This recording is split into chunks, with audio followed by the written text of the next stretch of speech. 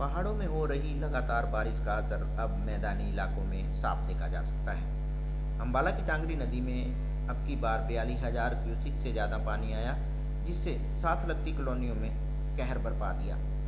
लोग 2023 में आई बाढ़ का दर्द अभी भूले नहीं थे कि एक बार फिर से टांगरी नदी में बाढ़ आ गई। अम्बाला कैंट की कई कॉलोनियों में अभी भी कहीं कहीं फीट पानी खड़ा है। हालांकि वार्ड नंबर 12 के पार्षद और वार्ड नंबर 11 के पार्षद ने मिलकर पानी निकालने की पूरी कोशिश की, लेकिन जैसे ही कॉलोनियों से पानी कम होना शुरू हुआ तो एक बार फिर से टांगरी नदी में बाढ़ आ गई, जिसका पानी साथ लगती कॉलोनियों में भर गया। अम्बाला कैंट की इंडस्ट्री को एक बार फिर से हजारों करोड़ रुपए का नुकसान हो गया। इंडस्ट्री चला रहे लोगों का कहना है कि 2023 में आई बाढ़ के नुकसान की अभी भरपाई हुई नहीं थी कि एक बार फिर से बाढ़ ने करोड़ों रुपए का नुकसान कर दिया। उन्होंने सरकार से अपील करते हुए कहा है कि एक तो टांगरी नदी के किनारे के कच्चे बांध को पक्का किया जाए, साथ ही पानी निकासी का स्थायी समाधान किया जाए, नहीं तो हमें यहाँ से पलायन करना पड़ेगा, क्योंकि बार बार इतना नुकसान नहीं सह सकते। वहीं स्थानीय लोगों का भी कहना है कि जिस प्रकार से पानी आया था लगता नहीं था कि हम बच पाएंगे, लेकिन वार्ड नंबर 12 के पार्षद सतीश धीमान की मेहनत के कारण हम बच पाए हैं। जब बाढ़ को लेकर वार्ड नंबर 12 के पार्षद से बात की तो उन्होंने बताया कि 2023 के बाद जो बदतर हालात बने हैं उनका जिम्मेवार प्रशासन है। उन्होंने खासकर इरिगेशन की ना उन्होंने खासकर इसे इरिगेशन की नाकामी बताया। उन्होंने कहा कि सरकार ने टांगरी नदी को गहरा करने के आदेश दिए थे, लेकिन उसको एक लेवल में गहरा नहीं किया गया और कहीं से ज़्यादा गहरा कर दिया तो कहीं से मिट्टी उठाई ही नहीं। उन्होंने इसकी जांच होने की बात कही, जिसकी वजह से एक बार फिर इतना बड़ा हादसा हुआ है। वहीं उन्होंने चंद्रपुरा के बांध का भी जिक्र करते हुए कहा कि जहां से पानी आया था उन्होंने इसकी जांच करवाने की भी बात कही। इसमें जितना पैसा दिया गया और कितना लगाया गया उन्होंने इसकी जांच भी करवाने की बात कही है। उन्होंने अधिकारियों पर भ्रष्टाचार के गंभीर आरोप लगाए। उन्होंने कहा कि ये तो शुक्र है कि जैसे ही हमारे पास सुबह सूचना आई थी कि टांगरी में 40,000 क्यूसिक से ज़्यादा पानी आने वाला है, तो हमने जहाँ जहाँ भी ब्लॉकेज के पॉइंट थे उन सबको खुलवा दिया था, नहीं तो लोगों के सर के ऊपर से पानी जाना था। 2023 से जो हालात बने और जो अभी बाढ़ आई है उसका तो कोई व्याख्यान नहीं है। जो बाढ़ इस समय आई उसने बहुत नुकसान किया है, बहुत नुकसान किया है। 5 दिन से पानी 4-4 5-5 फुट पानी अंदर है। सारा मशीन, सारा सामान, सब कुछ डूब गया। इतना भी समय नहीं मिल पाया कि हम सारे सामान को उठा के ऊपर रख सकें, और ऊपर रखेंगे भी तो कितना रखेंगे। अगर ये हमारा बांध पीछे पक्का बना होता 2023 के बाद, उम्मीद थी कि बांध के पीछे पक्का बन जाएगा जिससे पानी दोबारा नहीं आएगा। अगर ये पक्का बांध बना होता तो ये परेशानी नहीं आती। निकासी है नहीं यहाँ पर, पानी यहाँ पर इकट्ठा हुआ हुआ है। 5 दिन से बिजली नहीं है, पीने को पानी नहीं है, खाना नहीं है। लोग यहाँ से मकान छोड़ के, दुकान छोड़ के यहाँ से निकल गए हैं। ऐसी हालात में क्या व्याख्यान करें। सरकार से यही अपील है कि इसका समाधान किया जाए, बांध को पक्का बनाया जाए। हर साल या हर दूसरे साल में अगर ऐसी आपदा देखने को मिलेगी तो आदमी क्या करेगा? आदमी पलायन करेगा यहाँ से, रोज़गार टूटेगा, धंधा टूटेगा, विश्वास टूटेगा। सरकार से यही अपील है, बांध को पक्का बनाया जाए, पानी की निकासी का ध्यान दिया जाए। सुबोध कुमार मेरा नाम है। माधुराम इंजीनियरिंग वर्क्स मेरी फैक्ट्री है। 2023 में जितना नुकसान हुआ था उससे दुगना नुकसान इस बार ही हो गया है। ये स्थायी बांध बनाएं और इसका काम करवाएं। और हम इस बांध से इतने परेशान हो गए हैं कि हर बारी यहाँ पर ये बांध बनाया जाता है और टूट जाता है। कच्चा बांध बनाते हैं, पक्का बांध बनाते नहीं हैं। अनिल विज जी कहते हैं भाई जी हमने बना दिया, बना दिया। बनाओ तो सही, कम से कम इस काम को पूरा तो करो। ये बाढ़ क्यों आती है? इसीलिए आती है कि भी बांध बना नहीं। बांध बन जाए तो सारा प्रोग्राम सेट हो जाए। इतना नुकसान होता है हर साल, अब की भी इतना नुकसान हुआ है। गाड़ियाँ, स्कूटर, मोटरसाइकिल, फैक्ट्री का एक एक पार्ट, लाखों रुपए की मशीनरी खराब हो गई हमारी। फिर भी सहते हैं भाई भगवान के नाम पे।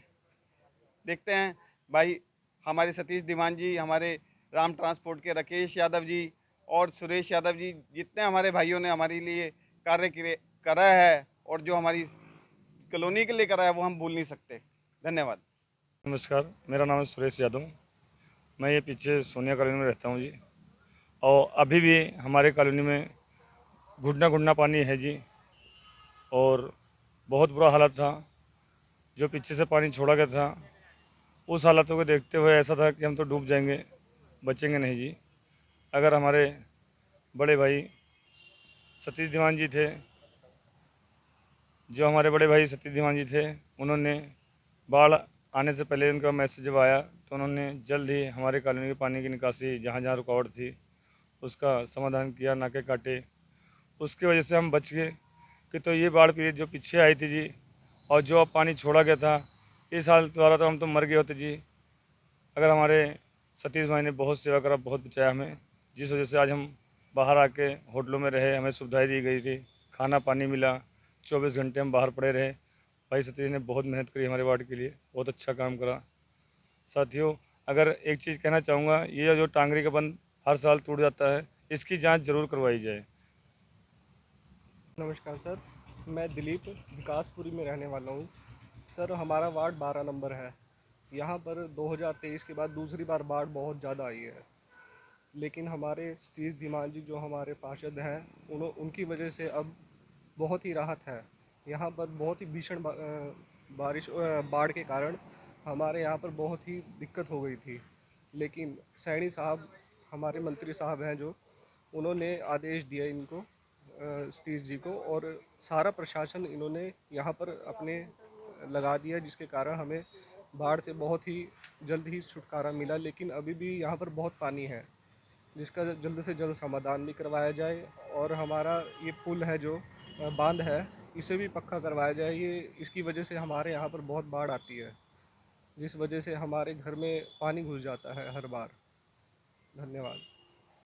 नहीं, देखिए, ये जो 2023 के बाद दोबारा बदतर हालात बने हैं, ये प्रशासन की नाकामी है जी। प्रशासन के अंदर भी मैं तो एक कहूँगा कि ये इरिगेशन डिपार्टमेंट की नाकामी है, जिसको सरकार ने टांगरी को गहरा करने के आदेश दिए कि इसको टांगरी को गहरा कर दिया जाए। इन्होंने फिर भी एक खानापूर्ति सी कर दी है, कहीं पे बहुत ज़्यादा गहरी कर दी है, कहीं पे ये गहरी ही नहीं करी है, तो एक लेवल से मिट्टी नहीं उठाई गई। उसकी जांच होनी चाहिए, उसकी वजह से ये यहाँ पर जो है इतना बड़ा हादसा दोबारा हुआ है। और दूसरी बात ये है कि जो चंदपुरे के अंदर पिछले 2023 के अंदर भी जहाँ से पानी आया था, बांध ना बने होने के कारण, वहाँ पर कोई भी प्रबंध ऐसा नहीं किया गया कि जिससे पानी दोबारा इस तरफ ना आए टांगरी का, उसको वैसे ही खुला छोड़ दिया। वो बहुत ही सोचने वाला विषय है और जांच का विषय है। और ये देखना पड़ेगा, मैं माननीय मुख्यमंत्री जी इस बारे में मैंने बात की है और मैं खुद स्वयं मिल कर के उनसे बात करूंगा कि ये एक जांच का विषय है। इसमें कितना पैसा जो आपकी तरफ से, सरकार की तरफ से दिया गया टांगरी खुदाई का, उसमें कितना पैसा लगाया गया और कितना पैसा जो है वेस्ट नहीं लगा, जो उन्होंने गलत जगह पर यूज़ कर लिया।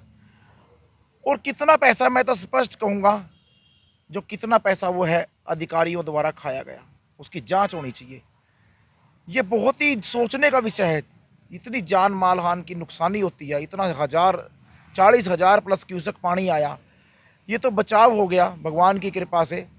क्योंकि जब सुबह हमारे पास ये सूचना आई कि 40,000 प्लस क्यूसेक पानी टांगरी के अंदर आएगा, तो मैंने तुरंत जेसीबी लेकर के नगर परिषद की, जहाँ जहाँ से पानी की निकासियाँ थी, वो सारे रास्ते चौड़े करे, वो सारे रास्ते हमने खोल दिए। और वो खोलते खोलते मैंने सलालड़ी गांव तक मैं चला गया।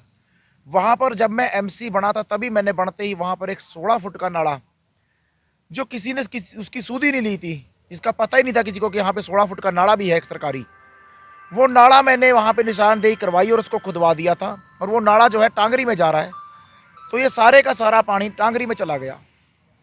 तब जाकर के लोगों की जान माल की सुरक्षा हुई, नहीं तो जितना पानी जिस हिसाब से आया था, लोगों के सरों के ऊपर से पानी ने जाना था और बहुत बड़ा हादसा हो जाता। अभी क्या मानते हैं कितने दिन में पानी निकलने? देखिए, पानी निकलने का ऐसा, अगर हम वो जो मैंने अभी आपको बताया, अगर हम वो रास्तों को ना खोलते, निकासी को रास्ता ना देते, तो इस पानी को निकलने में कम से कम 10 से 15 दिन लग जाते। लेकिन अभी आप मान करके चलिए पानी जो है मेरे वार्ड के अंदर घुटनों से नीचे आ गया है और घरों में पानी बाहर निकल गया, घरों में पानी नहीं है। कुछ घरों में पानी चला गया था, वो बाहर निकल गया।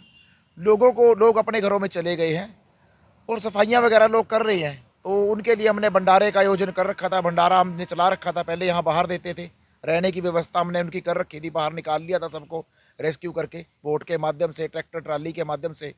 अब वो दोबारा अपने घरों में चले गए हैं, वहाँ उनके लिए भोजन वहीं पहुँचा रहे हैं।